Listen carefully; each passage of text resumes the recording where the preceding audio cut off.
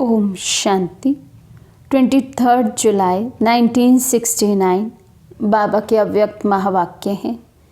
मुरली का सार है, सफलता का आधार परखने की शक्ति। बाप दादा पूछते, बाप दादा एक एक को देखते हुए क्या देखते हैं? बाप दादा हर एक में 4 बातें देख रहे हैं। बाबा पूछते, वे कौन सी 4 बातें हैं? तो सभा में हर एक ने अपना अपना विचार सुनाया। तो हम भी मंथन करें ज़रा, बाबा हम में कौन सी 4 बातें देखते होंगे? बाबा कहते, एक तो ताज देख रहे थे, दूसरा तख्त, तीसरा तदबीर और चौथा तकदीर। तो बाबा 4 बातें हम सभी बच्चों में देखते हैं, ताज, तख्त, तदबीर और तकदीर। यही 4 चीज़ें हर एक में देख रहे हैं। संगम का ताज कौन सा है मालूम है? तो आज बाप दादा तख्त नशीन व ताजधारी वत्सों की सभा में आए हैं।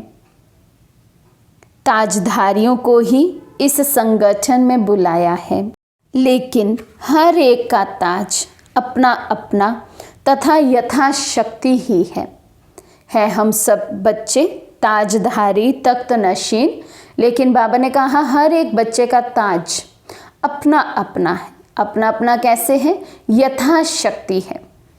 तो बाबा कहते ये तो देख रहे थे कि इस संगम में कौन कौन ताज तख्तधारी बन बैठे हैं, किस किस ने कितना बड़ा ताज धारण किया है व छोटा धारण किया है। ताज को सदा ही सिर पर रखकर चलते हैं व कभी कभी ताज को किनारे रख देते हैं। तो बाबा ताज को देख रहे हैं, कौन से बच्चे ने कितना बड़ा ताज धारण किया है। तो बाबा कहते किसी किसी बच्चे का छोटा सा ताज है, किसी का बड़ा ताज है। और उसमें भी कोई कोई बच्चे तो हैं जो सदा ताज पहन कर रहते हैं, ताजधारी हैं सदा के ही। और कोई कोई बच्चे कभी कभी उतार कर एक किनारे भी कर देते हैं। आप सभी भी अपने आप को जानते हो ना, क्योंकि सभी चुने हुए रतन हैं, तो इतनी पहचान तो ज़रूर होगी। बाबा कहते अपनी पहचान तो होगी ना, सब चुने हुए रतन हैं, अमूल्य आत्माएं हैं हम पूरे विश्व में से, तभी बाबा ने हमें चुना है, अपना बनाया है, ताज और तख्त दिया है इस संगम युग पर सभी बच्चों को। तो बाबा कहते अपने आप को तो हर एक जानते होंगे, मेरा ताज किस साइज़ का है, कितना समय में ताजधारी बनकर रहता हूँ। अपनी तदबीर और तकदीर की परख है। आप अपने को पूरा परख सकते हो? कितना गहरा प्रश्न है ये। क्या मैं स्वयं को पूरा परख पाया हूँ? अभी तक परख सकता हूँ? परखने की कसौटी है बाप दादा की दृष्टि। जिस दृष्टि से बाप दादा मुझे देखते हैं, क्या मैं उस दृष्टि पर खरा उतरता हूँ? जो लक्ष्य बाप दादा ने मुझे इस संगम पर दिया है, समय प्रमाण, क्या उस लक्ष्य के लक्षण मुझ में आए हैं? ये है परखने की कसौटियाँ। तो क्या हम स्वयं को परख सकते हैं? क्या खुद पर मेरी एक नज़र सदा रहती है? क्या मैं अपनी गहराई से चेकिंग करता हूँ या ऊपर ऊपर से चेकिंग करता हूँ? समझो, मिसाल के तौर पर आप एडवांस पार्टी में जाते हो, तो अभी अभी आपके पुरुषार्थ प्रमाण, आपकी तकदीर क्या होगी, उनको समझते हो?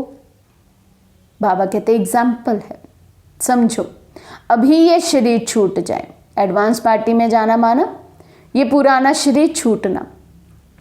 अभी शरीर छूट जाए तो अभी जितना पुरुषार्थ किया है जब से बाबा के बने हैं उसके अकॉर्डिंग बाबा कहते क्या तकदीर होगी, माना क्या पद पाएंगे, कौन सा पद अपने लिए सोचते हैं। यदि अभी शरीर छूट जाए तो क्या राजा बनने वाला पुरुषार्थ किया हुआ है, इतना जमा का खाता है? बाबा पूछते अपने वर्तमान पुरुषार्थ और तकदीर को जानते हो? जब अपने को परख सकोगे तभी तो दूसरे को परख सकोगे। बाबा ने कहा ना, दूसरे को परख कर उसके मन के भाव को जानकर जो चाहिए उसे वो दे देना, चाहे वो सूक्ष्म रीति हो चाहे वो स्थूल रीति हो। बिना कहे बिना मांगे उस आत्मा को भरपूर कर देना, उसके लिए परख शक्ति चाहिए। लेकिन बाबा कहते जब तक आप अपने आप को ही नहीं परख सकते हो, अपनी ही चेकिंग नहीं कर सकते हैं, अपने को ही ऐसे ही भ्रम में रखा हुआ है कि शरीर छूट जाए हम तो एवर रेडी हैं ही, हमारे पास इतने खजाने भरपूर हैं, इतना बल जमा है कि हम अगर अभी भी शरीर छूट जाए तो ऊंच पद की प्राप्ति करेंगे। तो बाबा कहते क्या सही में इतनी परख शक्ति है कि स्वयं को हम आईने में देख सकें, पुरुषार्थ के आईने में अपनी सही शक्ल हमें नजर आती है? बाबा कहते ये जानने की ज़रूरत भी है, अपने आप को परखने की, जानने की ज़रूरत भी है, क्योंकि अब समय ही ऐसा आ रहा है जो कि परखने की शक्ति की आपको अति आवश्यकता है। सर्विस में सफलता पाने का मुख्य साधन ही ये है। जैसे जैसे परखने की शक्ति तीव्र हो जाएगी वैसे वैसे ही सफलता भी मिलती जाएगी, क्योंकि पहले की मुरली में बाबा ने बताया है कि परखने की शक्ति होगी तो हम आत्माओं के मन के भाव को जान सकेंगे, परख सकेंगे। ये प्रजा क्वालिटी आत्मा है या रॉयल फैमिली क्वालिटी आत्मा है, वारिस क्वालिटी आत्मा है, किस क्वालिटी की आत्मा है, तो इसके प्रति कैसी सेवा मेरी आवश्यकता है उसकी, और वैसी ही सेवा वैसे ही वाइब्रेशन से उनकी पालना करना। तो बाबा कहते हैं ये आने वाले समय में अगर परख शक्ति नहीं होगी तो कोई भी सेवा में सफलता प्राप्त नहीं कर सकेंगे। परख पूरी ना होने कारण जो उनको चाहिए, जिस रूप से उनकी तकदीर जग सकती है, वो रूप उनको नहीं मिलता है। इसलिए ही सर्विस की सफलता कम मिलती है। कम सर्विस की रिजल्ट क्या देखने में आती है कि प्रजा तो बहुत बन जाती है, वारिस बहुत कम है। बाबा आज हमारी सेवा की रिजल्ट आउट कर रहे हैं, तो बाबा कहते प्रजा तो बहुत बन जाती है, बच्चे संदेश तो बहुतों को दे देते हैं, लेकिन उनमें से वारिस क्वालिटी वो बहुत कम निकलते हैं। वारिस क्वालिटी अर्थात आप समान, बाप समान बनने वाली आत्माएं, बाबा से पूरा वर्षा लेने वाली आत्माएं, रेगुलर क्लास करने वाली आत्माएं, नियम मर्यादाओं पर पक्की रीति से चलने वाली आत्माएं, वो है वारिस क्वालिटी आत्माएं। बाबा कहते ये क्वालिटी की आत्माएं कम निकलती हैं। वारिस कम निकलने का मतलब ही है कि उनकी रग को पूरा परख नहीं सकते हो। मरीज की पूरी परख होती है तभी तो ठीक औषधि मिलती है ना, फिर रोग भी खत्म हो जाता है। बाबा कहते हैं क्या चाहिए उस आत्मा को, वो हम नहीं परख सकते हैं, परख नहीं सकते हैं तो दे नहीं पाते, पूरा उनकी रग को परख नहीं पाते हैं। खास जो निमित्त बने हुए पांडव हैं उनको भविष्य में आने वाली बातों को परखने की शक्ति चाहिए और निर्णय करने की शक्ति भी चाहिए। निर्णय के बाद फिर निवारण की शक्ति चाहिए। परख शक्ति, निर्णय शक्ति, निर्णय के बाद निवारण शक्ति। पहले हमें दूसरी आत्मा को परखना है, इन्हें किस समय क्या चाहिए, कैसी पालना चाहिए, उसका फिर निर्णय लेना है हम कैसे इनको ये पालना दे सकें। कोई शक्ति की कमी है तो कैसे इनको ये शक्ति का दान दें, कोई गुण की कमी है तो कैसे गुणों का दान करें, वो निर्णय लेना है। निर्णय के बाद फिर भी जो उनकी प्रॉब्लम रहती है, जो उनमें कमी कमज़ोरी रहती है, उसका निवारण करना है। तब बाबा कहते वारिस क्वालिटी आत्मा निकलेगी, हल्की फुल्की पालना से नहीं। हर एक चीज़ की उनका हमें ध्यान रखना होगा, हर एक शक्ति, हर एक गुण, हर एक उनकी नियम मर्यादा धारणा पक्की होती जाए, इतना उनमें बल भरना है, तब वो वारिस क्वालिटी आत्माएं निकलेंगी। तो बाबा कहते पहले स्वयं में चेक करो, स्वयं की नियम मर्यादाओं में कितना हमारी परिपक्वता है, कितने हम पक्के हैं। तो बाबा कहते निर्णय के बाद फिर निवारण की शक्ति चाहिए, तभी सामना कर सकेंगे, और सामना करने के बाद यज्ञ की प्रत्यक्षता की सफलता पाओगे। आपको बाबा ने किस लिए बुलाया है, हिसाब किया जाता है ना। सीढ़ी उतरने और चढ़ने का ज्ञान सिखाने लिए बुलाया है।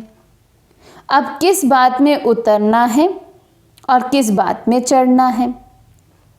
बड़प्पन तो पकड़ लिया है, मगर बड़प्पन होते हुए भी जहाँ पर छोटेपन की सीढ़ी उतरना होता है, वहाँ पर फट उतर नहीं सकते हो।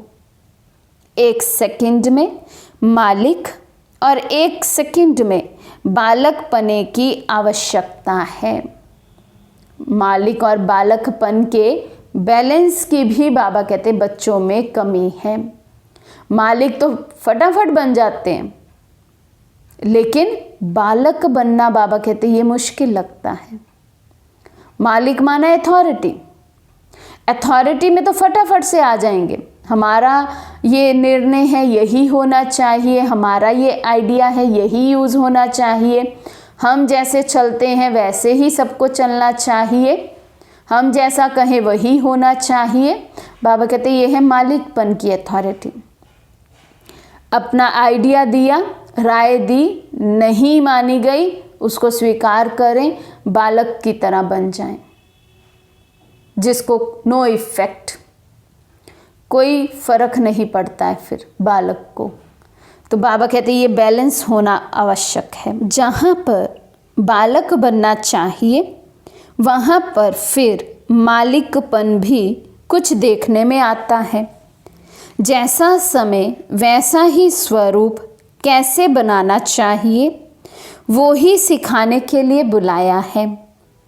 मिसाल के तौर पर आप कहीं भी संगठन के बीच में रहते हो, संगठन में कोई भी बात होती है तो उसमें विचार देने के समय मालिक बनकर विचार देना तो बहुत अच्छा है, लेकिन जहाँ पर संगठन का सवाल आता है वहाँ पर निमित्त बने हुए भाई बहनें जो फाइनल करते हैं, उस समय फिर अपनी बुद्धि को बिल्कुल ही बालकपन में ले आना चाहिए।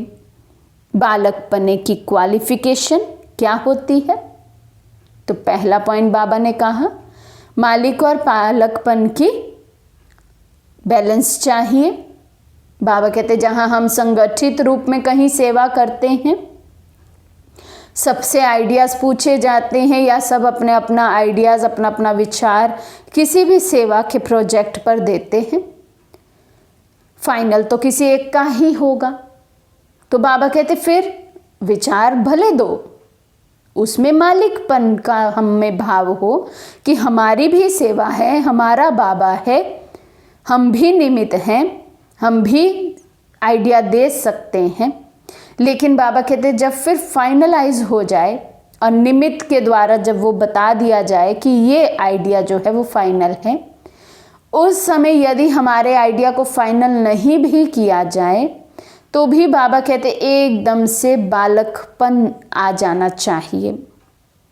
फिर बाबा पूछते हैं कि बालकपन की क्वालिफिकेशन क्या है। वहाँ पर फोर्स में बोलेंगे, जब मालिकपन की अथॉरिटी से बोलेंगे तो वो मालिकपन का फोर्स रहेगा। फिर वहीं पर ही बिल्कुल निरसंकल्प बन जाएंगे। जैसे पहले कहा, बालकपन अर्थात नो इफेक्ट, कोई असर नहीं हो रहा है, कोई ऐसा इफेक्ट, फीलिंग वाला इफेक्ट नहीं हो रहा है।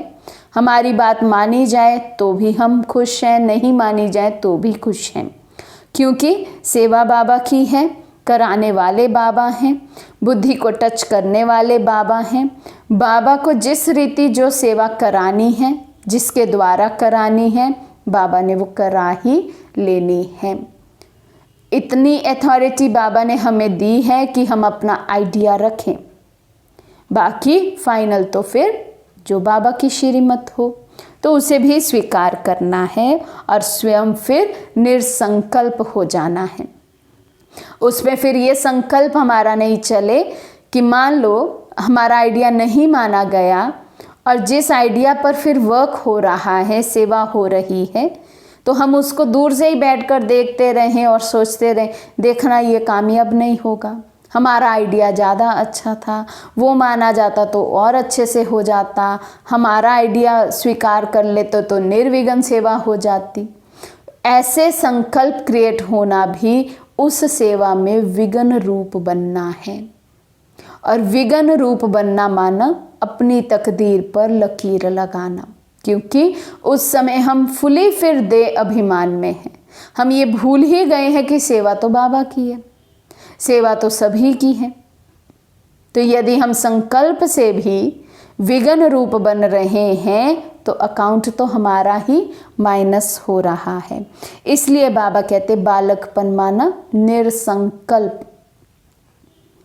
तो इसी रीति संगठन के बीच में निमित्त बने हुए के सामने अपनी मालिकपने की बुद्धि बनाकर, राय देकर फट से बालकपने की बुद्धि बना लेनी है। इसी में ही फायदा भी है। लेकिन जहाँ भी मालिकपन होता है उसकी रिजल्ट क्या होती है? एक तो समय खराब होता है और शक्ति भी वेस्ट जाती है, और जो एक दो में स्नेह बढ़ना चाहिए वे कम होना संभव हो जाता है। संगठित रूप की सेवा में ये सब पेपर आते ही हैं, इसलिए बाबा हमें आज बहुत गहराई से समझा रहे हैं कि हम में ये कमी है मालिकपन और बालकपन के बैलेंस की। बाबा कहते हैं अगर सिर्फ मालिकपन का हम में रहता है भाव, तो जब हमारा फिर आइडिया नहीं माना जाता है या हमारी राय को एक साइड पर कर दिया जाता है किसी भी कारण से, तो हमारा समय भी वेस्ट जाता है, हमारी शक्ति भी वेस्ट जाती है, और एक दो में जो स्नेह होना चाहिए वो भी नहीं होता है। क्योंकि जब आइडिया नहीं माना गया तो वेस्ट थॉट चलेंगे। वेस्ट थॉट माना टाइम का वेस्ट और शक्ति की वेस्टेज, और फिर स्नेह में भी कड़वाहट आ जाती है, उसका भी रूप बदल जाता है। हमें लगता है अच्छा हमारा नहीं माना गया, इनका तो बहुत माना जाता है, हर बात इन्हीं की मानी जाती है। तो बाबा कहते हैं ये सब क्या है? ये भी पेपर हैं। इन्हें भी हमें एक रस अवस्था से, बैलेंस से, मालिकपन और बालकपन के बैलेंस से पार करना है। इसलिए आप लोग जैसे जिम्मेवारियां लेते जाएंगे वैसे वैसे आपको इस सीढ़ी को उतरने और चढ़ने की आवश्यकता होगी। जो जिम्मेवार आत्माएं होंगी, जो यज्ञ की कुछ ना कुछ रिस्पॉन्सिबिलिटी समझते हैं, निभाते हैं, दूसरे शब्दों में कहें जो सेवा साथी होते हैं, बाबा कहते जैसे जैसे आप सेवा की जिम्मेवारी उठाते जाएंगे, यज्ञ की जिम्मेवारी उठाते जाएंगे, ये सीढ़ी चढ़ने और उतरने की बहुत आवश्यकता रहेगी। क्योंकि जितना जितना हम सेवा में आगे बढ़ते हैं, जिम्मेवार बनते जाते हैं, हम आइडियाज़ भी देते हैं, हमारे मालिकपन का भाव भी बढ़ता जाता है, भान भी बढ़ता जाता है, वो तो बढ़ता जाता है। लेकिन साथ ही साथ जितना मालिकपन का भान बढ़ता जा रहा है जिम्मेवारी के साथ साथ, उतना ही बालकपन का भान भी बढ़ता जाए। तब हम खुद भी संतुष्ट रहेंगे और भी हमसे संतुष्ट होंगे। नहीं तो आपसी स्नेह, रूहानी स्नेह नहीं होगा और फिर सेवा में पेपर आएगा। फिर तो सोचेंगे ये नहीं होगा संगठन में, तब हम सेवा करेंगे, या जो ये सेवा कर रहे हैं हमें तो वो सेवा करनी ही नहीं है, क्योंकि इनसे हमारा स्नेह नहीं है। इनको देखते ही हमारे वेस्ट थॉट चलते हैं। बाबा कहते ये सब अपनी कमी है, हम बालक नहीं बन पा रहे हैं। बाबा कहते तो इन एडवांस भविष्य सर्विस की सफलता के लिए ये शिक्षा दे रहे हैं। आप सब अनुभवी भी हैं। समय प्रति समय हर एक छोटा बड़ा अपनी शक्ति और स्वमान को रखने की कोशिश करता है। आगे चलकर ये समस्या कुछ ज़्यादा सामने आने वाली है। क्यों आने वाली है? क्योंकि आगे चलते चलते हमारे जितने भी पुराने हिसाब किताब रहे हुए हैं वो अभी फोर्स से आएंगे, हमें उनको चुकतू करना होगा। और ब्राह्मणों के साथ ही हिसाब किताब अधिक है, इसीलिए हमारा सबका एक संगठन होता है। तो जहाँ अधिक हिसाब किताब है तो चुकतू भी अधिक करने पड़ेंगे, पेपर भी अधिक आएंगे, तो संस्कारों का टकराव भी अधिक होगा। इसलिए बाबा कहते हैं आने वाले समय में ये मालिकपन और बालकपन के बैलेंस की बहुत आवश्यकता रहेगी। ये पेपर ही सबसे अधिक आएंगे। इसलिए ही जो निमित्त बने हुए हैं उनको बहुत निर्माणचित बनना पड़ेगा। निर्माण अर्थात अपने मान का भी त्याग। त्याग से फिर और ही ज़्यादा भाग्य मिलता है। जितना आप त्याग करेंगे उतना और ही आपको स्वमान मिलेगा। जितना अपना स्वमान खुद रखवाने की कोशिश करेंगे उतना ही स्वमान मांगने का कारण बन जाएंगे। स्वमान मंगवाने के कारण नहीं बनना है। मुझे रिगार्ड मिले, मुझे रिस्पेक्ट मिले, कोई तो मुझे अच्छा अच्छा बोले, ये है हम दूसरे के सामने भीख मांग रहे हैं। लेकिन बाबा कहते हैं आप स्वमान मांगने की भी इच्छा छोड़ दो, मुझे मान मिले ये इच्छा छोड़ दो, तो बाबा कहते हैं ऑटोमेटिकली आपको सबकी तरफ से मान मिलने में लग जाएगा। लेकिन बाबा कहते पहले ये देखो मैंने त्याग क्या किया है, क्या मेरा त्याग भी है कुछ? क्योंकि बाबा ने कहा जहाँ त्याग होगा वहाँ मान ऑटोमेटिकली मिलेगा। कुछ त्याग किया नहीं है अभी। हमें भले लगता है कि हमने तो बहुत त्याग किया, लेकिन बाबा की नज़र में वो त्याग ही ना हो तो, या जिनसे हम सोच रहे हैं मैंने इतना त्याग किया अब ये हम मुझे मान दे, हो सकता है उनका त्याग हमसे भी अधिक हो, उन्होंने हमसे अधिक सेवाएं की हुई हो, तो उनके सामने तो हमारा त्याग भी छोटा है। और मान मांगने से तो बाबा कहते मिलेगा ही नहीं। आप ऐसे कर्म करो, आप इतने जिम्मेवार बन जाओ कि दूसरा आपको मान देने के लिए भी मजबूर हो जाए, मांगना नहीं पड़े, ऑटोमेटिकली मिले। वो है मान। बाबा कहते इसलिए बालक और मालिक पने की सीढ़ी को जल्दी जल्दी उतरो और चढ़ो। इस अभ्यास को बढ़ाना है, इसलिए ही आपको बुलाया है। अब इसमें सफलता तो तभी होगी जबकि परिस्थिति को परखने की शक्ति होगी। परिस्थिति को परखने से फिर परिणाम ठीक निकलता है। परखते नहीं हैं तो परिणाम उल्टा हो जाता है। बाबा कहते परिस्थिति को भी परखना आना चाहिए, कहाँ मुझे मालिक बनना है, कहाँ मुझे बालक बनना है। बाबा कहते ये निर्णय शक्ति भी तो होनी चाहिए। तो बाबा कहते यदि ये निर्णय शक्ति नहीं होगी तो भी काम उलट हो जाएगा।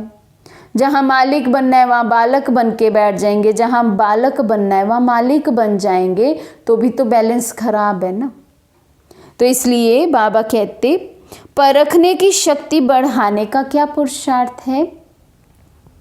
दिल की सफाई से भी इस बात में बुद्धि की सफाई जांचती चाहिए। परखने की शक्ति बढ़ती है बुद्धि की सफाई से। बुद्धि में कीचड़ा ना हो, बुद्धि में पुरानी बातें ना हो, बुद्धि कहीं अटकी कहीं लटकी हुई ना हो, कहीं फंसी हुई ना हो, तब परख सकेंगे। बुद्धि फ्री हो, बिजी नहीं हो व्यर्थ में। संकल्प की जो शक्ति है उनको ब्रेक लगाने की पावर हो। ये बाबा परख शक्ति को बढ़ाने का पुरुषार्थ बता रहे हैं। पहला पॉइंट बाबा ने कहा बुद्धि की सफाई, बुद्धि साफ हो। दूसरा बाबा ने कहा मन के संकल्पों पर हमारा पूरा कंट्रोल हो, हमारे आज्ञा के बिना एक भी संकल्प उत्पन्न ना हो, इतना कंट्रोल। बाबा कहते मन का संकल्प व बुद्धि की जजमेंट जो भी हो, तो मन और बुद्धि दोनों को एक तो पावरफुल ब्रेक चाहिए और मोड़ने की भी शक्ति चाहिए। मोल्डिंग पावर बहुत ज़रूरी है। ऐसे नहीं है कोई संकल्प चल पड़ा तो बस बह गए उसी हम प्रभाव में, उसी लय में बहते जा रहे हैं। 5 मिनट बीत गए, 10 मिनट बीत गए, फिर याद आता है अरे नहीं छोड़ो, ये तो व्यर्थ की बातें, क्या सोचना, बाबा की तो ना है इसके लिए। नहीं, बाबा कहते 1 सेकंड में मोल्डिंग पावर, कंट्रोलिंग पावर हो, जिसको दूसरे शब्दों में बाबा कहते controlling power, ruling power. Mould वही कर पाएगा जिसका अपने पर रूल होगा, शासन होगा, जो स्वराज्य अधिकारी होगा, उसी में मोल्डिंग पावर होगी। वही अपने आप को बहुत जल्द से मोल्ड कर सकता है। नहीं तो छोटी छोटी बातों में भी हम अपने आप को चेंज नहीं कर पाते हैं, या लाइफ में थोड़ा सा भी कुछ ऊपर नीचे हो जाएगा, थोड़ा सा भी कोई बदलाव हमें करना पड़ेगा, हमें बहुत मुश्किल होती है, बहुत संकल्प चलते हैं, बहुत अपने आप को समझाना पड़ता है, फिर उसी के लिए विशेष योग लगाना पड़ता है। बाबा कहते ये सब क्या है, मोल्डिंग पावर की कमी। तो जिसमें मोल्डिंग पावर नहीं है अर्थात उसकी बुद्धि में बहुत कीचड़ा भरा हुआ है, बुद्धि साफ नहीं है। और जिसकी बुद्धि साफ नहीं है तो बाबा कहते उसको परख शक्ति बिल्कुल हो ही नहीं सकती, क्योंकि बुद्धि साफ नहीं होना माना बाबा के साथ कनेक्शन गहरा नहीं है। क्योंकि बाबा के साथ वो बुद्धि कनेक्ट कर सकती है जो सफाई वाली हो। गंदगी वाली बुद्धि, व्यर्थ वाली बुद्धि, ट्रैफिक जाम वाली बुद्धि बाबा के साथ अटैच हो ही नहीं सकती है, क्योंकि बाबा निर्संकल्प हैं, बाबा साइलेंस है, बाबा के पास ट्रैफिक नहीं है। हमारी बुद्धि में यदि ट्रैफिक होगा, हमारा सिग्नल वहाँ पर कैच ही नहीं होगा, तो ना परख शक्ति होगी ना निर्णय शक्ति होगी। बाबा कहते ये दोनों ही शक्तियों की बहुत ज़रूरत है, पावरफुल ब्रेक और मोड़ने की शक्ति। बाबा कहते दोनों शक्तियों की बहुत ज़रूरत है। इसी को ही याद की शक्ति व अव्यक्त शक्ति कहा जाता है। कितनी गहरी डेफिनेशन है अव्यक्त शक्ति की। अभी तक हम अव्यक्त स्थिति के लिए सुनते हैं बाबा से, आज बाबा कह रहे हैं अव्यक्त शक्ति किसको कहेंगे, जिसमें कंट्रोलिंग पावर हो, पावरफुल ब्रेक हो, वही कंट्रोल कर पाएगा। तो पावरफुल ब्रेक हो मन के संकल्पों के लिए, और बुद्धि के लिए मोल्डिंग पावर हो। तो controlling power plus moulding power, ये दो शक्तियां होंगी तो हम अपनी अव्यक्त स्थिति बना सकेंगे, अव्यक्त शक्ति अपना कार्य करेगी। बाबा कहते अगर ब्रेक ना दे सकेंगे तो भी ठीक नहीं, अगर टर्न नहीं कर सकेंगे तो भी ठीक नहीं। तो ब्रेक देने और मोड़ने की शक्ति होगी तो बुद्धि की शक्ति व्यर्थ नहीं गवाएंगे। एनर्जी वेस्ट ना होकर जमा होती जाएगी। जितनी जमा होगी उतना ही परखने की, निर्णय करने की शक्ति बढ़ेगी। जितनी हम में मोल्डिंग पावर होगी उतनी हम में एनर्जी सेफ होती रहेगी। बाबा से जो शक्तियां हम अपने में भरते हैं वो सेफ रहेंगी। जमा खाता बढ़ता जाएगा। जितना जमा होता जाएगा, बाबा कहते परखने की शक्ति और निर्णय करने की शक्ति बढ़ती जाएगी। ये भी अभ्यास भट्ठी में करना चाहिए। तो अपने मन और बुद्धि को कहाँ तक ब्रेक लगा सकते हो और मोड़ सकते हो, अपने को चेक करना है। कोई बात में एक्सीडेंट होने के भी यही दो कारण होते हैं। खास पांडवों प्रति बाप दादा का यही विशेष इशारा है।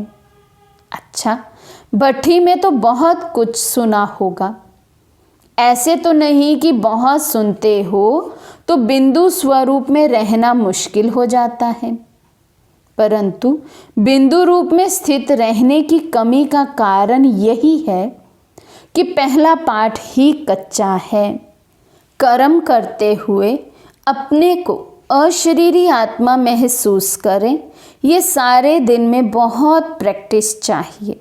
बाबा कहते कर्म करते हुए भी हम कर्म योगी क्यों नहीं बन पाते? बिंदु रूप में स्थित ना होने का कारण भी बाबा कहते यही है कि हमें अभी तक पहला पाठ ही पक्का नहीं है। तो बाबा कहते इसकी बहुत प्रैक्टिस चाहिए। हम ये नहीं सोचे कि जब अंत समय होगा तो हम स्थित हो ही जाएंगे, बिंदु रूप आत्मा रूप में बन ही जाएंगे। नहीं, बाबा कहते जब तक कर्म योगी नहीं बने हैं, कर्मातीत बन नहीं सकते हैं। फिर तो कुछ ना कुछ सजाएं तो खानी ही होंगी, पावन तो बनना ही पड़ेगा ना। तो जो कर्म योगी नहीं वो संपूर्ण पावन बन नहीं सकेगा। इसलिए बाबा कहते इसकी बहुत प्रैक्टिस चाहिए। अशरीरी आत्मा हो, कर्म करते हुए बाबा कहते ये महसूस करते रहो, बीच बीच में से अपने आप को चेक करते रहो, याद दिलाते रहो कि मैं कौन हूँ, मैं अशरीरी आत्मा हूँ। प्रैक्टिकल में न्यारा होकर कर्तव्य में आना, ये जितना जितना अनुभव करेंगे उतना ही बिंदु रूप में स्थित होते जावेंगे। बाबा कहते प्रैक्टिकल में हो, ये सिर्फ कहने मात्र नहीं। एक होती है हल्की फुल्की याद, हम कर्म कर रहे हैं, बीच में कभी कभी संकल्प आ रहा है मैं आत्मा हूँ, मैं अपनी कर्म इंद्रियों द्वारा करा रहा हूँ। ये है केवल संकल्प के लेवल पर। एक है स्थिति के लेवल पर। स्थिति माना उस चीज में हम स्थित हैं। जैसे हम एक चेयर पे बैठे हैं तो हम बैठे हैं, जब तक हम उठेंगे नहीं हम यही कहेंगे कि हम चेयर पे बैठे हुए ही हैं। फिर चाहे हम 4 घंटे बैठे 8 घंटे बैठे रहें, हम तब ये नहीं कह सकते हम चल फिर रहे हैं, हम बैठे हुए, हम उस स्थिति में स्थित हैं, बैठक में हैं हम। उसी तरह से मैं कर्म योगी हूँ, मैं अशरीरी आत्मा हूँ। स्थिति माना फिर एक संकल्प में भी ये याद मिटे नहीं, संकल्प भी नहीं करना पड़े। जैसे हम चेयर पे बैठे हैं तो हम बार बार अपने आप को याद थोड़ी दिलाते हैं कि मैं चेयर पे बैठा हूँ, मैं चेयर पे बैठा हूँ। नहीं, हम स्वाभाविक रूप से चेयर पे बैठे हैं और अनुभव कर रहे हैं कि हम बैठे हुए हैं। हम सारा काम करते हुए भी बैठे हुए हैं, अपने आप को अनुभव कर रहे हैं कि हम बैठे हैं। याद नहीं दिलाना पड़ता है। उसी तरह से मैं अशरीरी आत्मा हूँ, इस स्थिति के आसन पर यदि मैं बैठा हुआ हूँ तो मुझे बार बार भूलेगा ही नहीं जो मुझे याद दिलाना पड़े अपने आप को कि मैं स्थिति के आसन पर स्थित हूँ। तो ये है स्थिति। तो हम चेक करें, हम अभी तक योग जो करते हैं वो संकल्प के लेवल का योग है या स्थिति के लेवल का योग है। संकल्प के लेवल का योग होगा जब तक रेड लाइट है, जब तक हम समय देकर बैठे हुए हैं अपने आप को, तब तक हमें अनुभव हो रहा है कि हाँ हम बाबा के पास है, बाबा की शक्तियों का फुहारा मेरे पर है, किरणें मुझ पर आ रही हैं, मेरे अंदर बाबा की शक्ति समाती जा रही है, या जैसा भी हम योग कर रहे हैं। और तुरंत लाइट चेंज होते ही हमारा वो संकल्प वैनिश, गायब हो जाता है। हम एकदम से कर्म के भान में आ जाते हैं, देह के भान में आ जाते हैं। तुरंत वापस माना, इसका मतलब हम कभी ऊपर चढ़े ही नहीं, स्थिति में हम स्थित नहीं हुए, क्योंकि जो एक स्थिति होती है उससे नीचे उतरने में कितना समय लगता है। तो ये हमें चेक करना है। बाबा स्थिति की बात करते हैं, केवल संकल्पों की बात नहीं है। संकल्प करना वो तो पहली सीढ़ी है, क्योंकि जब तक हमारा योग संकल्प के लेवल पर है तो जहाँ जहाँ संकल्प जाता है वहाँ वहाँ हमारा मन जाएगा, वो संकल्प हमें एक विजुअलाइजेशन होता रहेगा। लेकिन बात तो है स्थिति की, एक रस स्थिति बनानी है। बाबा कहते प्रैक्टिकल में न्यारा होकर कर्तव्य में आना, ये जितना जितना अनुभव करेंगे उतना ही बिंदु रूप में स्थित होते जाएंगे, परंतु ये अटेंशन कम रहता है। न्यारा होकर कर्म में आऊं, मैं देह से न्यारी आत्मा हूँ, अशरीरी आत्मा हूँ। आप कहेंगे समय नहीं मिलता है, लेकिन समय तो निकाल सकते हो अगर लक्ष्य है तो। बाबा कहते पहले तो ये चेक करो लक्ष्य के प्रति कितनी दृढ़ता है। यदि लक्ष्य दृढ़ता से रखा हुआ है तो बाबा कहते समय भी निकालोगे आप और निकलेगा समय। यदि लक्ष्य के प्रति मेरी दृढ़ता नहीं है, अलबेलेपन के संस्कार हैं, आलस्य के संस्कार हैं, तो बाबा कहते फिर तो यही कहते रहेंगे समय नहीं निकलता, समय नहीं निकलता है। जैसे कोई विशेष काम पर जाता है तो उसके लिए आप खास ख्याल रखकर भी समय निकालते हो ना। यही संगम का थोड़ा समय जो रहा हुआ है उसमें ये विशेष काम है, सबसे विशेष काम है। बाबा कहते अपनी अव्यक्त स्थिति बनाना, बुद्धि की लाइन को क्लियर रखना, मोल्डिंग पावर, कंट्रोलिंग पावर अपने में जमा करना। बाबा कहते ऐसा समझो इससे विशेष कार्य कोई नहीं है। तो बाबा कहते जिस कार्य को आप विशेष समझते हो उसके लिए कैसे भी करके समय निकालते हो। तो यदि इसको भी विशेष समझेंगे तो बाबा कहते समय भी निकालेंगे। फिर यही संगम का थोड़ा समय जो रहा हुआ है उसमें ये विशेष काम है। विशेष काम समझकर बीच बीच में समय निकालो तो निकल सकता है, परंतु अभ्यास नहीं है, इसलिए सोचते सोचते ही समय हाथों से चला जा रहा है। बाबा वार्निंग दे रहे हैं, हम ब्राह्मणों का समय सोचने में ही जाता जा रहा है, सोच में ही गुजार रहे हैं। हाँ ऐसा पुरुषार्थ करेंगे, कल से ऐसा पक्का, कल से ऐसा पक्का। वो कल कल करते सारा संगम युग का समय बीतता जा रहा है। आप ध्यान रखो तो जैसी जैसी परिस्थिति उसी प्रमाण अपनी प्रैक्टिस बढ़ा सकते हो। इस अभ्यास में तो सभी बच्चे हैं। वास्तव में बिंदु रूप में स्थित होना कोई मुश्किल बात नहीं है। बिंदु रूप तो है ही न्यारा, निराकार भी है तो न्यारा भी है। आप भी निराकारी और न्यारी स्थिति में स्थित होंगे तो बिंदु रूप का अनुभव करेंगे। चलते फिरते अव्यक्त स्थिति का अनुभव कर सकेंगे। प्रैक्टिस ऐसी सहज हो जाएगी कि जब भी चाहो तभी अव्यक्त स्थिति में ठहर जाओगे। ऐसी प्रैक्टिस हो। प्रैक्टिस करते करते बीच बीच में से अपने पर अटेंशन देते देते बाबा कहते एक दिन ऐसी प्रैक्टिस हो जाएगी कि हम जब चाहें, जिस स्वरूप में स्थित होना चाहें, जितने समय के लिए चाहें, वैसा हो जाना सहज हो जाएगा।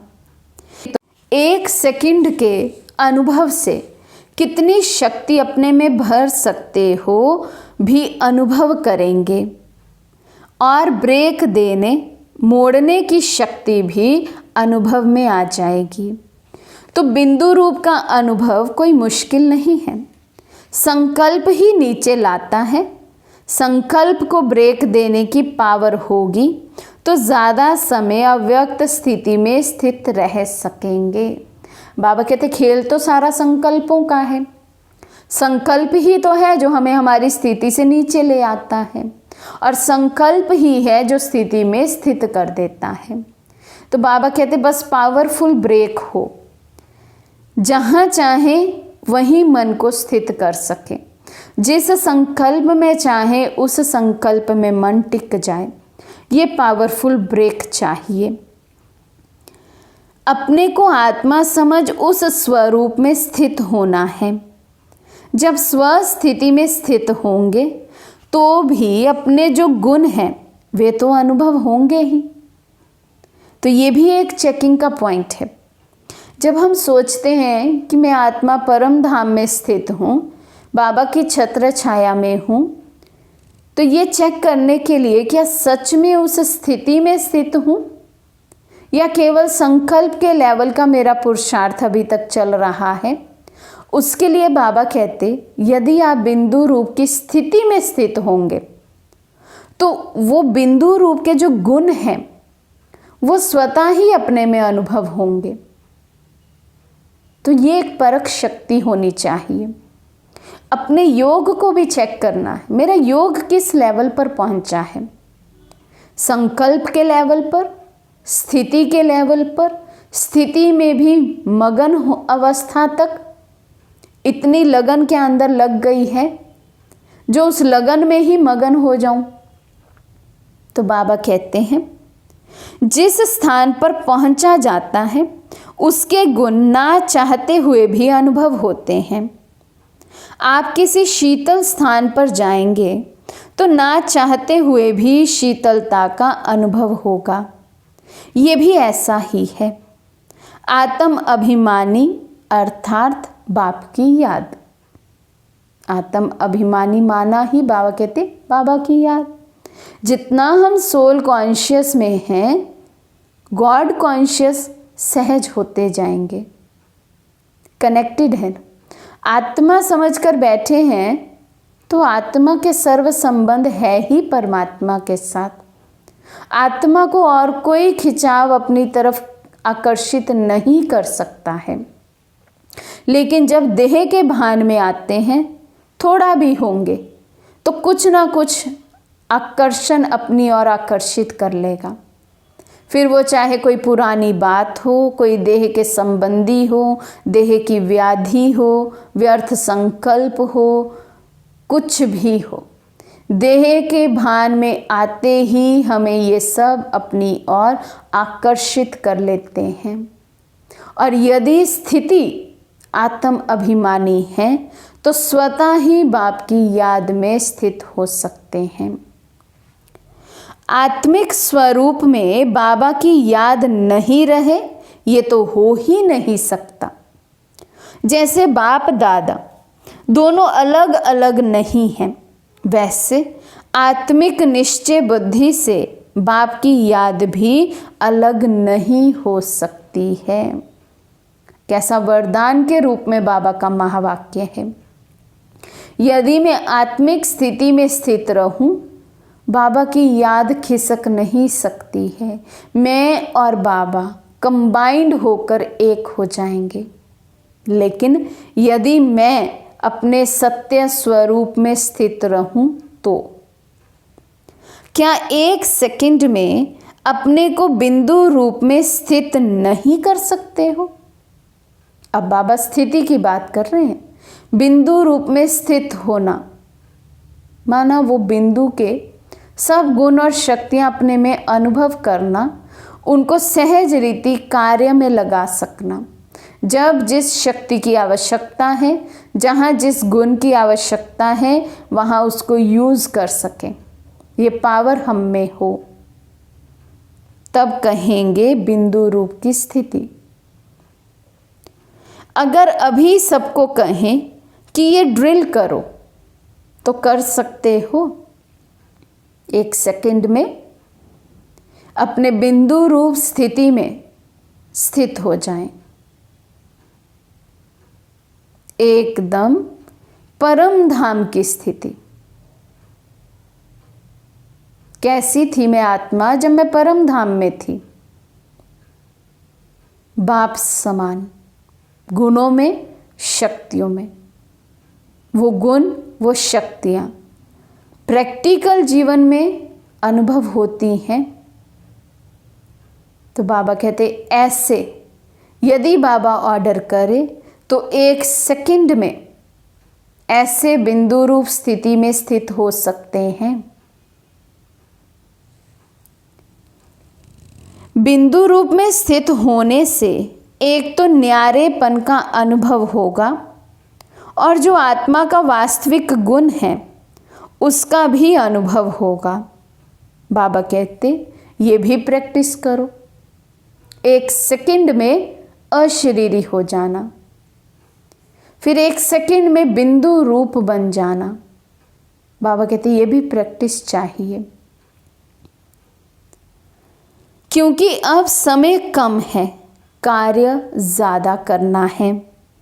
अभी समय जास्ती और काम कम करते हो, आगे चल कर के तो समय ऐसा आने वाला है जो कि आप सभी की जीवन तो बहुत बिजी हो जाएगी और समय कम देखने में आएगा। अभी ऐसा ही है ना, कितना भी कोशिश करें कि समय निकालें, अपने लिए एक्स्ट्रा योग करें, विश्व को सकाश दें, लेकिन ऐसे बिजी हो जाते हैं कि जो मन की मनचर्या सुबह को बनाते हैं वो पूरी ही नहीं हो पाती है। तो बाबा कहते क्यों नहीं हो पाती है? वेस्ट में बहुत चले जाते हैं। अव्यक्त स्थिति, कर्म करते हुए न्यारापन नहीं रहता है, कर्म के अधीन हो जाते हैं या कर्म में ही मन बुद्धि फंस जाती है, कर्म से अटैच हो जाते हैं, डिटैच नहीं रहते, न्यारे नहीं रहते हैं। तो बाबा कहते इसलिए स्थिति नहीं बनती है। फिर योग अलग है और कर्म अलग है, लेकिन न्यारे होके कर्म में आएंगे तो बाबा कहते फिर योग और कर्म इकट्ठा हो जाएगा, कर्म योगी बन जाएंगे और ये होगा बिंदु रूप में स्थित होने की प्रैक्टिस से। इसके लिए बाबा ने ड्रिल बताई कि बीच बीच में से समय निकालकर एक सेकंड में बिंदु रूप स्थिति में स्थित होने का अभ्यास करना है। बाबा कहते ये दिन और रात 2 घंटे के समान महसूस करोगे। इतना बिजी हो जाएंगे, जैसे अभी हम कहते 24 घंटे के दिन और रात हैं, बाबा कहते ऐसे लगेगा जैसे 2 घंटे में दिन और रात बीत गया। तो कितना बिजी हो जाएंगे। यदि अभी 24 घंटे होते हुए भी हमारे पास हम कहते हैं समय नहीं है योग के लिए, अपने पुरुषार्थ के लिए समय नहीं निकलता है, इतना फंसे हुए हैं, तो बाबा कहते जब 2 घंटे के अनुभव होंगे दिन और रात तब कैसे करेंगे? तब तो अभ्यास करने का समय ही नहीं होगा।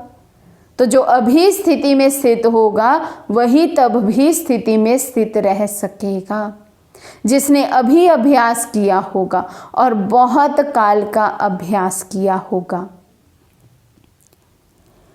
अब से ही ये प्रैक्टिस करो कि कम समय में काम बहुत करो, कम समय में अधिक काम करके दिखाओ। बाबा कहते अब ये समय है, अब वो समय नहीं है कि समय ज़्यादा ले, हम बस सारा दिन एक ही काम में लगे रहें। नहीं, काम ज़्यादा समय कम लगाएं।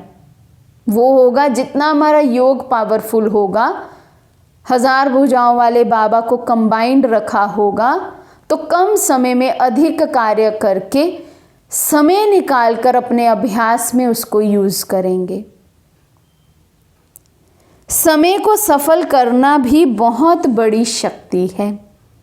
जैसे अपनी एनर्जी वेस्ट करना ठीक नहीं है, वैसे ही समय को भी वेस्ट करना ठीक नहीं है। एक एक की प्रजा प्रख्यात होगी। जब प्रजा प्रख्यात होगी तब पद भी प्रख्यात होगा। हर एक की प्रजा और भगत प्रख्यात होंगे। भविष्य पद के पहले प्रत्यक्ष हो जाएंगे कौन कितना बड़ा राजा बन रहा है। जितनी ज़्यादा प्रजा होगी उतना ही बड़ा राजा बनेगा। तो बाबा कहते हैं जितनी सेवा की होगी ना, उतनी ही प्रजा बनाई होगी, उतने ही भगत बने होंगे, वो सब लास्ट में प्रत्यक्ष हो जाएगा। संगम की सर्विस में सफलता स्वरूप का यादगार प्रख्यात होगा। ऐसा समय आने वाला है जो कि आप अपनी कमाई नहीं कर सकोगे, परंतु दूसरों के लिए बहुत बिजी हो जाओगे। अभी अपनी कमाई का बहुत थोड़ा समय है। 69 की ये मुरली है, ये हम बार बार अपने आप को याद दिलाते रहें मुरली सुनते हुए। 69 में बाबा ने कह दिया है कि अपनी कमाई का समय बहुत कम है। आने वाले समय में दूसरों के लिए हम बिजी हो जाएंगे, दूसरों को देने में बिजी हो जाएंगे, दूसरों को कमाई कराने में बिजी हो जाएंगे, तो अपने लिए समय नहीं रहेगा। इसलिए बाबा कहते हैं अभी आप अपने लिए अभ्यास कर लो। वैसे तो 69 से 2021 में वो समय बीत चुका है जो हम अपनी कमाई करें, क्योंकि 2016-17 में बाबा ने कह दिया था अब अपने प्रति समय लगाने का समय नहीं रहा है। बाबा ने वो भी रास्ता बंद कर दिया हुआ है। ये ग्रेस समय हमें मिला हुआ है, हम ऐसा समझें तो कुछ हम अपना अटेंशन दे अपने पुरुषार्थ पर। बाकी ये जो समय चल रहा है वो दूसरों के प्रति देने का भाव रखें, हम दातापन को इमर्ज करें, वो समय चल रहा है। बाबा कहते फिर दूसरों की सर्विस करने में अपनी कमाई होगी। अभी ये जो थोड़ा समय मिला है उसका पूरा पूरा लाभ उठाओ, नहीं तो फिर ये समय ही याद आएगा। अभी ये जो डायमंड टाइम मिला हुआ है, बाबा कहते इसको अब आप अच्छे से सफल कर लो। यदि ये समय भी निकल गया, जैसे अभी तक का संगम युग निकल गया है ढीले ढाले पुरुषार्थ में, आज अवस्था अच्छी, कल कुछ हो गया तो अवस्था बिल्कुल नीचे, अभी तक डगमग वाली अवस्था है, अभी तक तो दिनचर्या ही फिक्स नहीं है ब्राह्मणों वाली, अभी तक तो नियम मर्यादाओं धारणाओं में भी ऊपर नीचे हो जाते हैं, तो कमाई का समय कहाँ रहेगा फिर। बाबा कहते ये समय भी गवा दिया तो फिर यही समय याद आएगा कि काश हमने उस समय में किसी को ना देखा होता और अपना पुरुषार्थ कर लिया होता, कम से कम अपना जमा का खाता बढ़ा लिया होता। तो बाबा कहते बीत जाने पर यही समय फिर याद आएगा। इसलिए जैसे भी हो, जहाँ पर भी हो, परिस्थितियाँ नहीं बदलेंगी, क्योंकि परिस्थिति मेरा हिसाब किताब है। तो मैं कहीं पर भी रहूँगा तो परिस्थिति तो साथ साथ चलेगी ही। ऐसा नहीं है हम कहीं स्थान बदल लें तो हमारी परिस्थिति बदल जाएगी, नहीं, क्योंकि मेरे कर्म तो मेरे साथ चल रहे हैं, मेरे संस्कार मेरे साथ चल रहे हैं जो मैंने रावण से अडॉप्ट किए हुए हैं। तो जब तक रावण के दिए हुए संस्कार नहीं छोड़ेंगे, मोल्डिंग पावर अपने में नहीं भरेंगे, तो कितना भी हम स्थान परिवर्तन करते रहें, संगठन को परिवर्तन करते रहें, परिस्थितियां बदलने वाली नहीं हैं। वो एक नहीं तो दूसरे रूप में मेरे सामने आने ही वाली हैं। तो इसलिए बाबा कहते परिस्थितियों को नहीं देखो, उनको पार करो, पास करो, अपने पुरुषार्थ पर अटेंशन दो। ये नहीं सोचना कि मुसीबतें हल्की होंगी फिर कमाई करेंगे, ये तो दिन प्रतिदिन और विशाल रूप धारण करेंगी, परंतु इनमें रहते हुए भी अपनी स्थिति की परिपक्वता चाहिए। इसलिए ही समय का ध्यान और अपने स्वरूप की स्मृति और इसके बाद फिर स्थिति, इसका ध्यान रखना है। तो बाबा विशेष अटेंशन खिंचवा रहे हैं। एक तो समय का ध्यान रखना है, अपने सत्य स्वरूप की स्मृति में रहकर स्थिति पर ध्यान देना है। फिर बाबा कहते अपनी हम कमाई कर सकेंगे। जिम्मेवारी का ताज तो बताया, तख्त कौन सा है?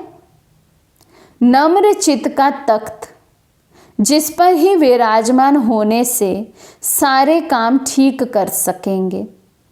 शक्ति सेना को तो एक रस का तख्त दिया था और पांडव सेना को निर्माण चित्त का दिया था। उस पर बैठ और जिम्मेवारी का ताज धारण कर भविष्य की पदवी बनाओ। एक रस अवस्था का तख्त और निर्माण चित्त का तख्त।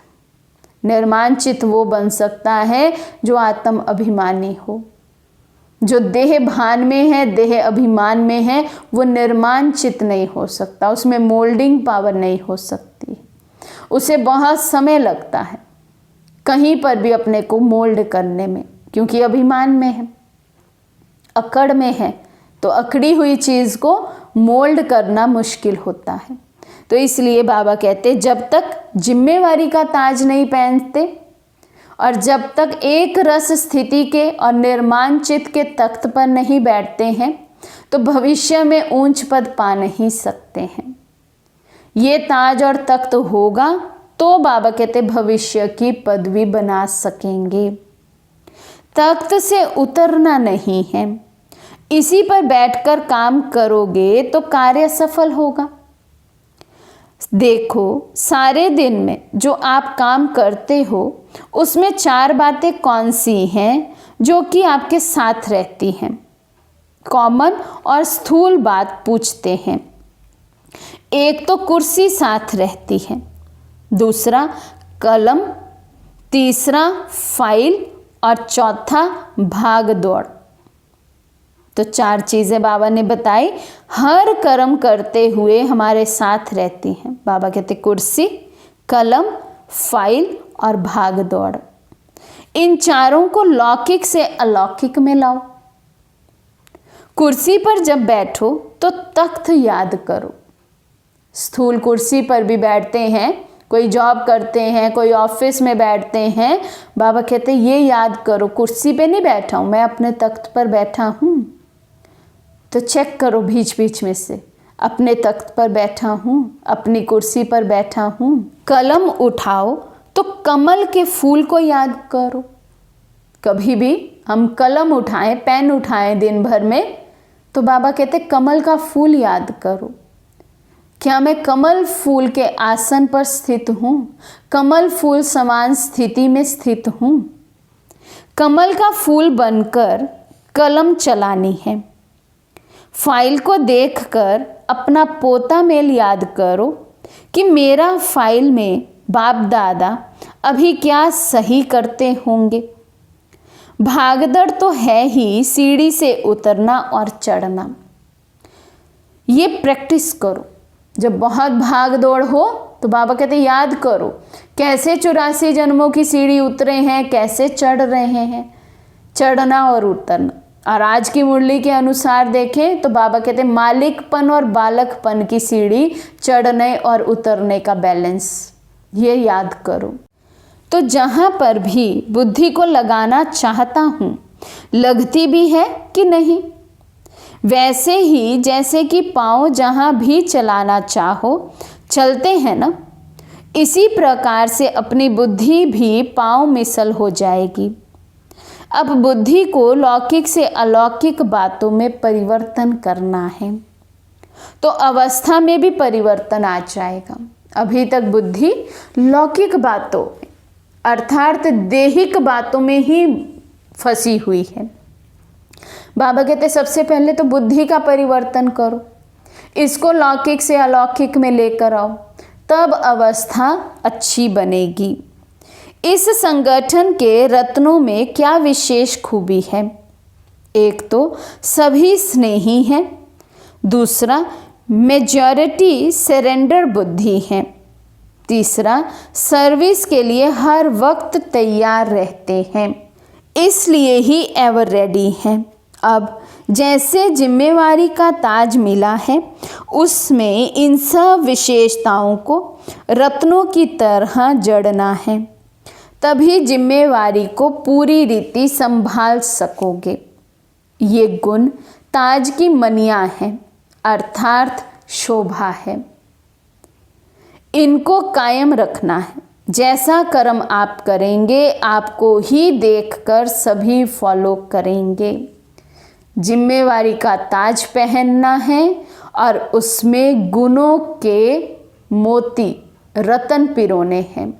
माना जो भी कार्य हम करें, साधारण कर्म भी हम करें, लेकिन इतनी गुणवान होकर करें, हर कर्म में गुण नजर आए, हर कर्म में दिव्यता हो, हर कर्म में परफेक्शन हो, उसको बाबा कहते हैं जिम्मेवार आत्मा।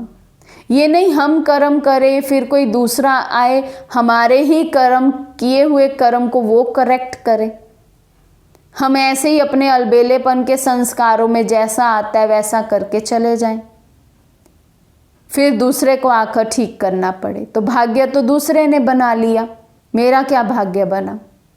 कुछ भी नहीं। मेरा तो फिर इसका मतलब समय भी वेस्ट गया, शक्ति भी वेस्ट की, और दूसरे की भी मेरे कारण से समय और शक्ति उसी कार्य में लगी, तो मेरा तो और ही वेस्ट का खाता बन गया, क्योंकि उसको भी आकर सेम कर्म करना पड़ा, क्योंकि मैंने परफेक्शन से नहीं किया था।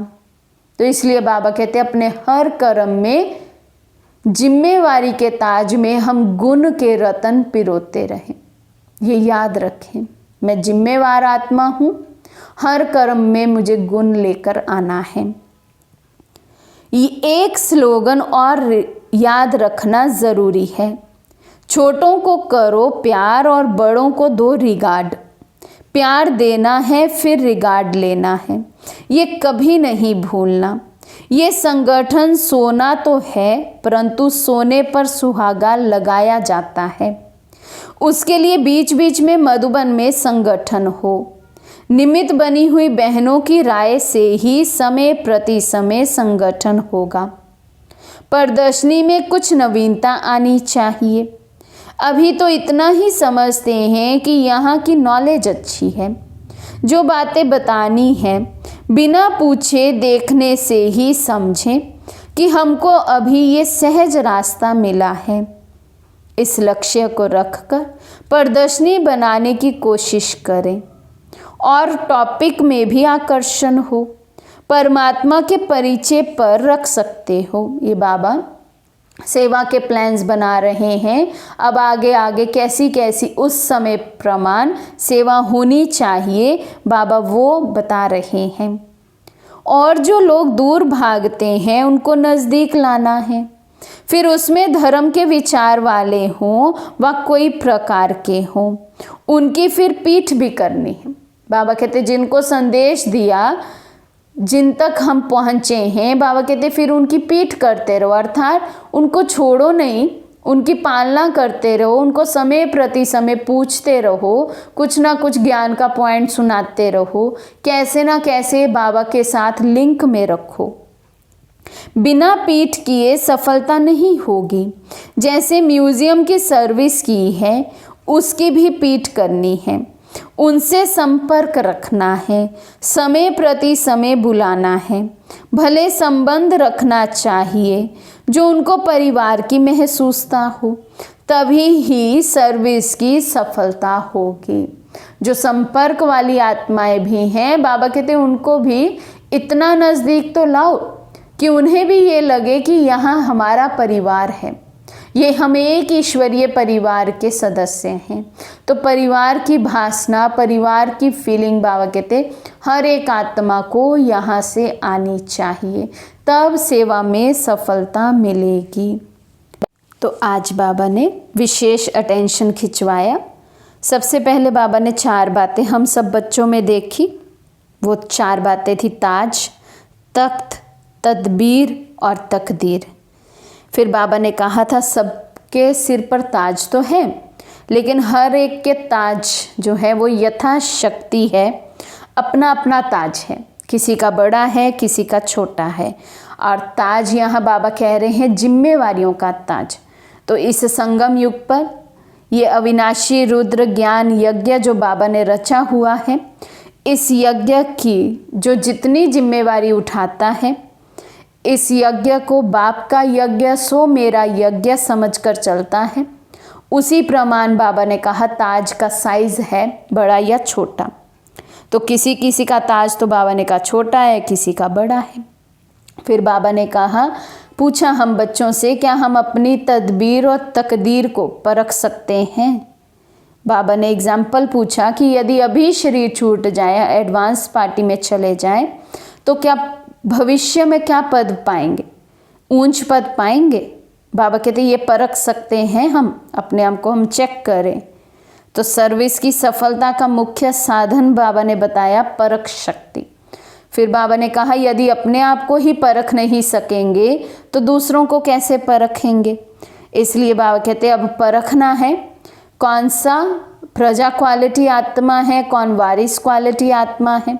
उसमें भी बाबा ने कहा प्रजा तो बहुत बनती जाती है, लेकिन वारिस क्वालिटी अभी बच्चे कम बनाते हैं। तो ये मेहनत करनी है कि वारिस क्वालिटी बच्चे अधिक निकलें। फिर बाबा ने कहा परख शक्ति होगी तभी निर्णय शक्ति होगी, निर्णय शक्ति होगी तभी हम निवारण कर पाएंगे, सामना कर पाएंगे और यज्ञ की प्रत्यक्षता कर पाएंगे। तो परख शक्ति पर इतनी सब बातें आधारित हैं। फिर बाबा ने मालिकपन और बालकपन के बैलेंस की बात याद दिलाई कि संगठन में यदि हम सेवा करते हैं तो कहाँ हमें मालिकपन यूज़ करना है, कहाँ हमें बालक बन जाना है, निरसंकल्प बन जाना है।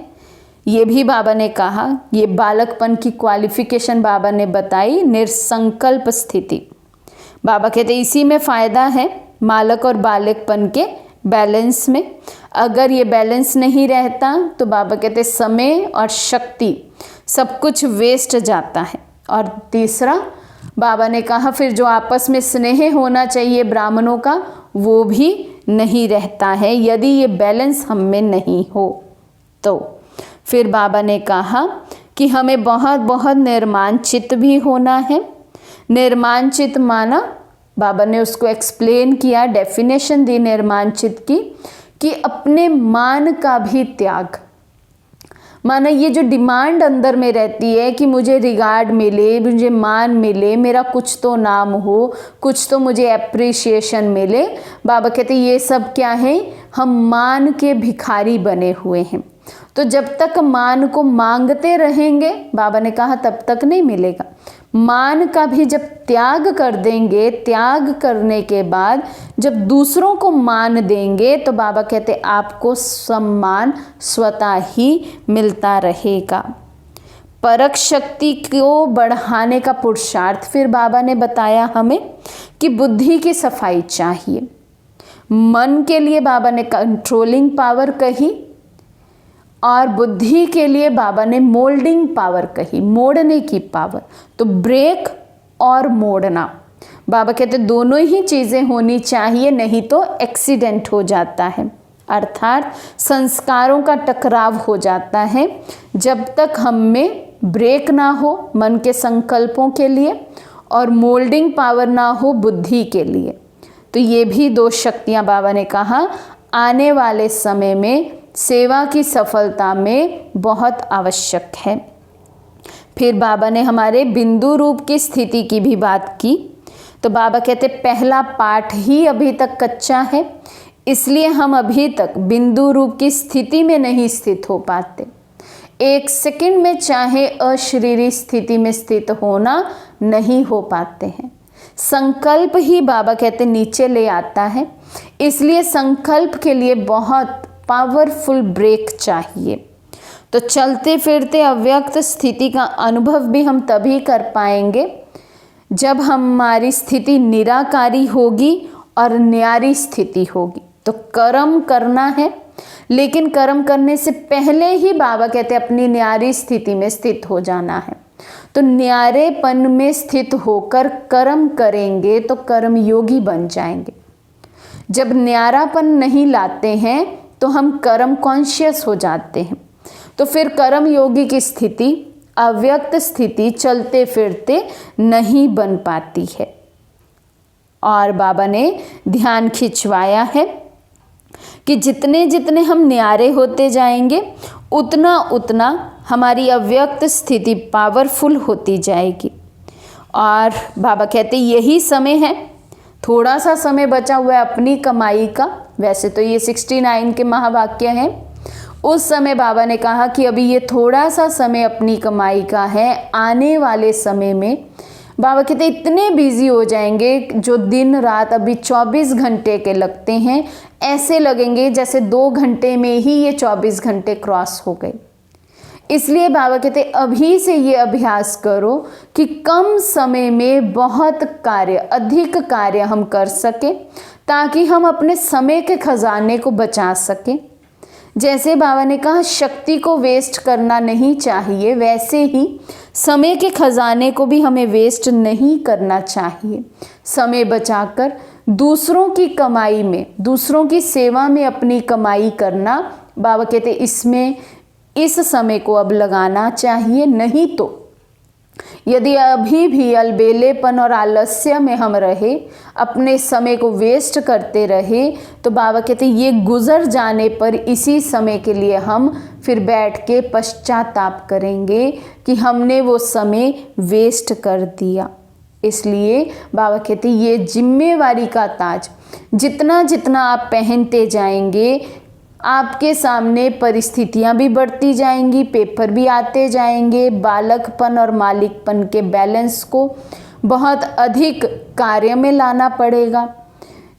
लेकिन बाबा कहते हैं ये सोचकर नहीं बैठना है कि परिस्थिति बदले तो मैं अपनी कमाई करूं, परिस्थिति बदले तो मैं योग करूं। नहीं, बाबा कहते परिस्थितियां नहीं बदलेंगी, ये तो और ही विकराल रूप आने वाले समय में लेती जाएंगी।